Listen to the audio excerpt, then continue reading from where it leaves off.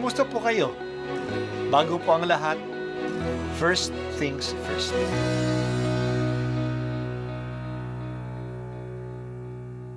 Good morning po. Sinisimulan po natin ngayon ang first things first. At dito po, tinatalakay natin sa unang bahagi ng umaga natin ay ang first readings na binabasa po sa banal na misa. Ito pong tinatalakay natin kasi madalas po kasi marami na tayong alam tungkol sa gospel readings.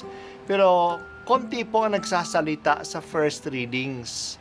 Pero ang first readings, bahagi din po yan ng Biblia, ng banal na kasulatan.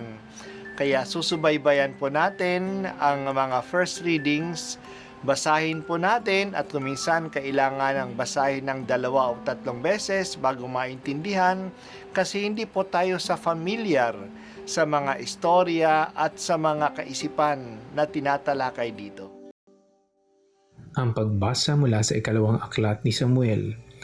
Noong mga araw na iyon, sinabi ng Panginoon kay Nathan, "Narito ang sabihin mo kay David, ipagtatayo mo ba ako ng tahanan? Mula nang ilabas ko sa Ehipto ang Israel, wala pa akong bahay na masasabing akin.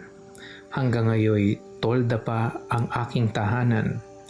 Kahit lagi akong kasama ng Israel, wala akong sinabing anuman sa sinumang hukom tungkol sa tahanang Sedro na dapat kong tirahan. Gayong ako ang pumili sa kanila upang mamahala sa aking kawan. Sabihin mo rin sa lingkod kong si David ang salitang ito ng Panginoon. Inalis kita sa pagpapastol ng tupa upang gawing pinuno ng bayang Israel. Kasama mo ako saan mang dako, at lahat mong kaaway ay aking nilipol. Gagawin kong dakila ang iyong pangalan, tulad ng mga dakilang tao sa daigdig. Bibigyan ko ang Israel ng kanyang tupa at doon ko patitirahin. Wala nang gagambala sa kanila roon. Wala nang aalipin sa kanila tulad noong una buhat nang maglagay ako ng hukom nila. Magiging payapa ka sapagkat wala nang gagambala sa iyo. Bukod dito, akong Panginoon ang nagsasabi sa iyo, patatatagin ko ang iyong sambahayan. Pagkamatay mo, isa sa iyong mga anak ang ipapalit ko sa iyo. Patatatagin ko ang kaniyang kaharian. Siya ang magtatayo ng templo para sa akin, at sa kaniyang angkan magmumula ang maghahari sa aking bayan magpakailanman.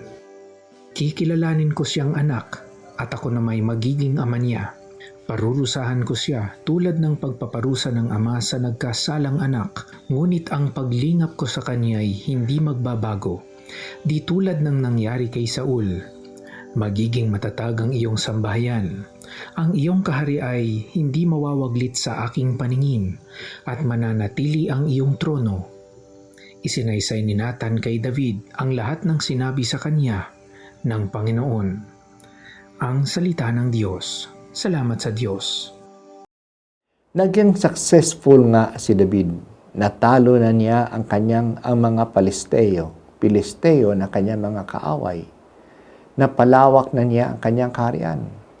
Nakuha na niya ang Jerusalem at pinatatag niya ang mga muog nito. Secure na siya sa kanyang lungsod.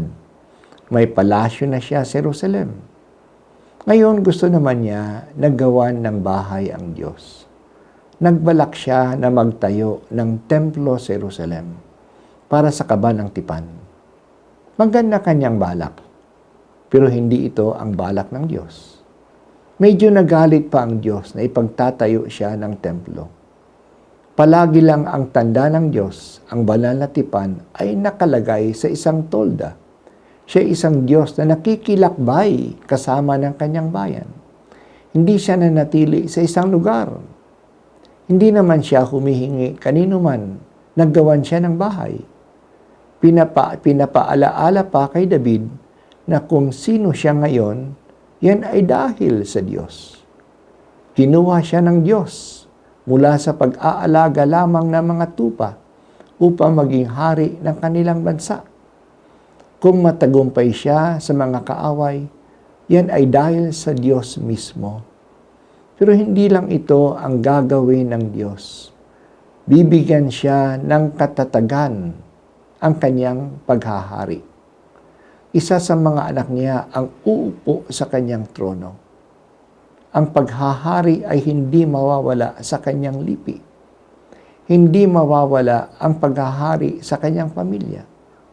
Kaya nagbabalak si David na magtayo ng bahay para sa Diyos. Ang Diyos ang magbibigay sa kanya ng isang sambayanan ng mga hari. Mahalaga ang passage na ating napakinggan. Ito ang naging basihan ng Theology of the Royal Covenant. Naniniwala ang mga tao na ang hari sa Jerusalem ay dapat manggaling sa lipi ni David. Kaya ang lahat ng mga hari sa Jerusalem ay galing nga sa pamilya ni David. Ito rin ang basihan ng paniniwala na ang Mesiyas, ang Kristong darating, ay manggagaling din sa pamilya ni David. Si Jesus ay tinatawag na Son of David kasi galing siya sa angkan ni David sa pamamagitan ni Jose. Kahit na si Jose ay hindi kadugo ni Jesus, pero dahil sa itinuring na ni Jose na anak siya ni Jesus, anak niya si Jesus, siya ang nagbigay ng pangalan sa kanya.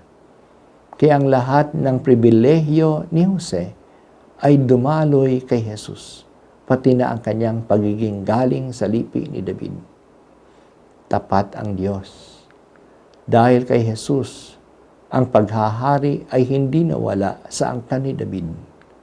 At si Jesus ay maghahari magpakailanman. Jesus, anak ni David, ikaw ang hari namin.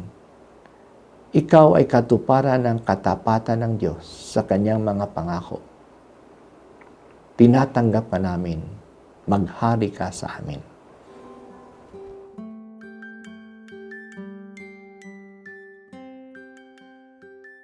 At ako po ay si Bishop Broderick Pabilio dito sa First Things First.